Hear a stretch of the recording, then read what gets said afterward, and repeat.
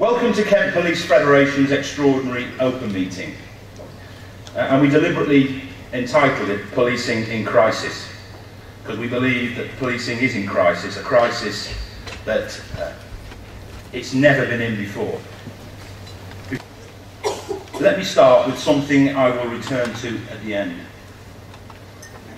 I know you are angry. I'm angry too. I have the same conditions of service as you. I love this job as much as you do. I joined to lock up the bad guys and help the public. I joined to protect the vulnerable in our society. Some may say that I have stopped doing that.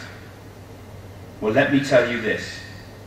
I care passionately about you, the men and women of this service. I care passionately about the police service. And I care compassionately that we continue to be the best police service in the world. I am angry when I see what this government is doing to policing and all the good men and women within it. I am angry at a government that has brought policing to this crisis. And I am angry that no one in the government seems to be listening.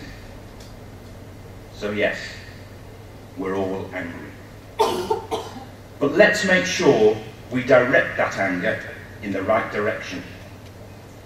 I tell you this, please do not direct it at those who have fought for you, those who have argued your case, those who have used every tool at their disposal to try and protect you.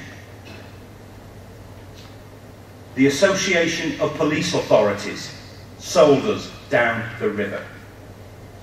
ACPO, as a body, sold us down the river. Our own chief officers, in their submission to Windsor 2, stated that constables and sergeants are overpaid. I say that's shameful.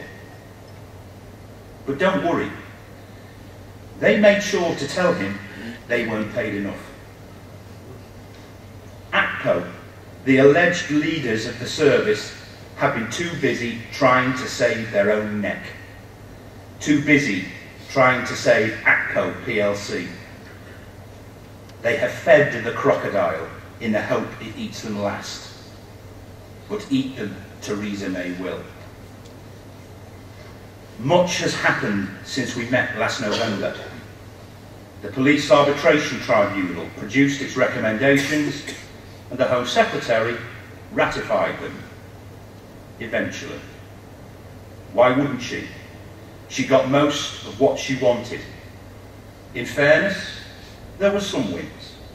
The retention of time and a third overtime, and the retention of the competency-related threshold payment, for now. And I know the shift allowance is welcomed by many of you. There were, of course, some more notable losses. Freezing of incremental pay scales, to name but one. I am not trying to sell the PAT, far from it. As I have said in the past, a pig wearing lipstick is still a pig. I am sure Ian Rennie will explain more. If this was not enough, we then get Windsor 2, a pernicious report with its roots firmly embedded in party ideology. As Michael Fallon MP, Deputy Chairman of the Conservative Party, told us, you're getting it all now because you got away with it with Sheehy. And just who was an advisor on the Sheehy inquiry? One David Cameron, who made a speech in 2006 about police reform that spookily mirrors much of Windsor. Yes, that same David Cameron. An independent report. I've seen greater independence from an Estonian jury in the Eurovision Song Contest. A report that, despite claims to the contrary, removes any vestige of uniqueness of the office of constable and makes us all employees, ripe for redundancy, with a pay review body weighted in the government's favour, with no room for negotiation and totally devoid of any arbitration, binding or otherwise. It's a shut up and take what you're given pay review body. And all this from the former rail regulator. Well, Windsor didn't produce a first-class rail service, and he now seems intent on destroying a world-class police service. The best police service in the world, a police service much admired, copied and adopted the world over. So what's the motivation for this? Revenge for Sheehy? Deficit reduction? I'm sure they're in there somewhere. The real motivation is privatisation.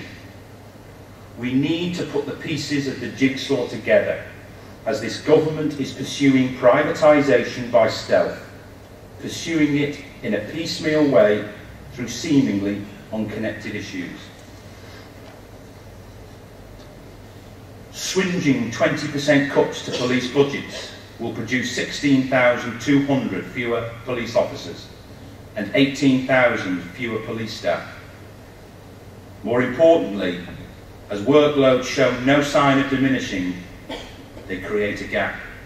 They create an economic opportunity for the private sector, and we know there are more cuts to come. Many of you will be aware of forces that have outsourced, or to give it its real name, privatised, human resources and payroll functions, custody suites and control rooms. They're all up for grabs. Surrey and the West Midlands police forces have taken this a step further and have issued contract notes for bidders for aspects of policing. Private companies to investigate crimes, private companies to detain suspects, private companies to patrol our neighbourhoods, manage high-risk individuals, disrupt criminal networks, respond to incidents, support victims and witnesses, and manage major incidents. These are just some of the aspects of policing that are up for sale to private companies. Up for sale to what will almost certainly be the lowest bidder. Companies that will be accountable to shareholders, not the public. Companies that will only want the profitable parts of policing, they won't want the confrontation. And who will accredit these companies? The professional body that we will probably have to pay to be a member of.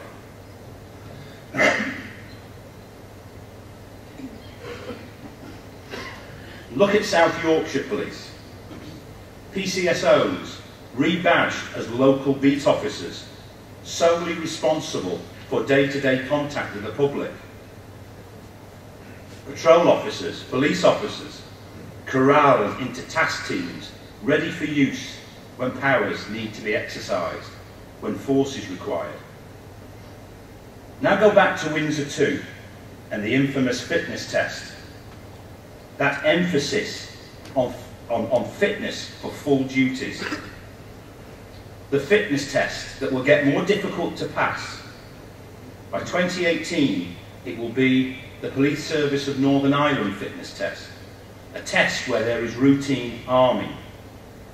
If you can't do it, have an 8% pay cut, and then you're out, even if you've been injured on duty.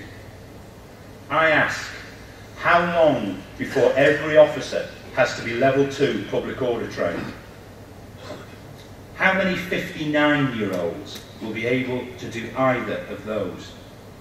How many will ever get to 60 and collect their pension in this wonderful new world of hire and fire at will?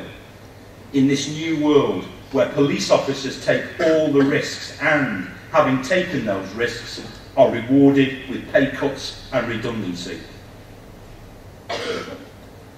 The plan is becoming clearer.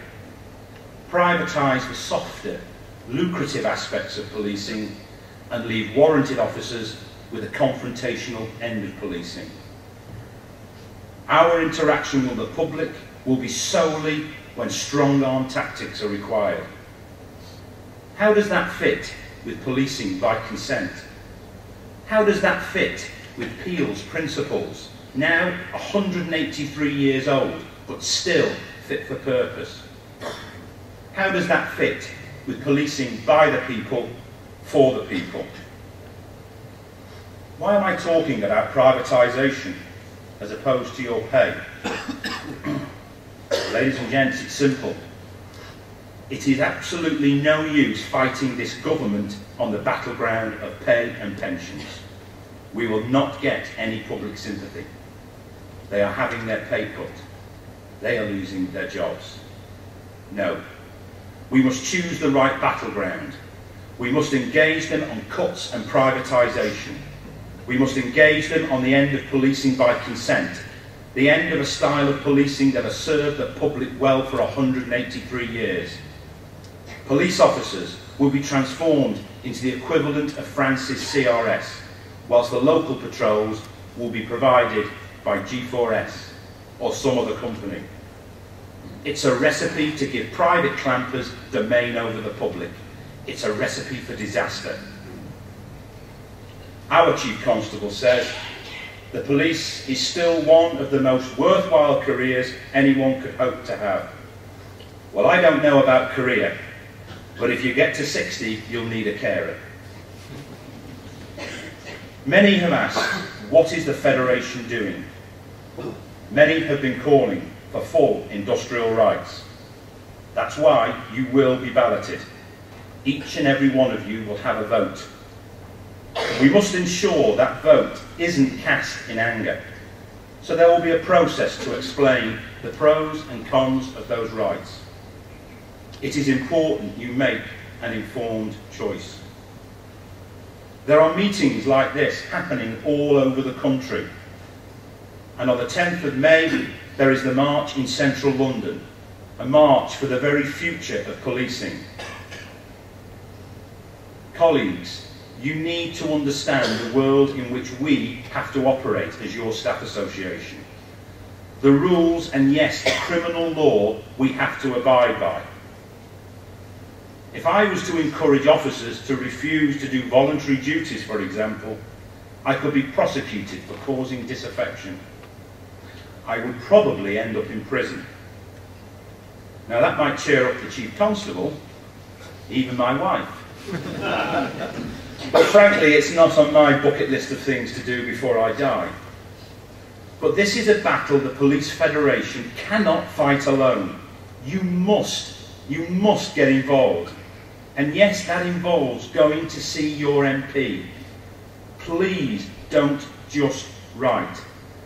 I want to see 3,469 police officers, together with their families, laying siege to MP's surgeries. Look them in the eye and ask them what they are going to do as your elected representative. Engage them on the issue of cuts and privatisation. See if they can easily fob you off then. I've said this before, but it's true. This is the most important officer requires assistance call you will ever respond to. We are oft described as the toothless tiger. Ladies and gents, you are the teeth. It's time for you to show those teeth. It's time for you to bite back. My questions are simple.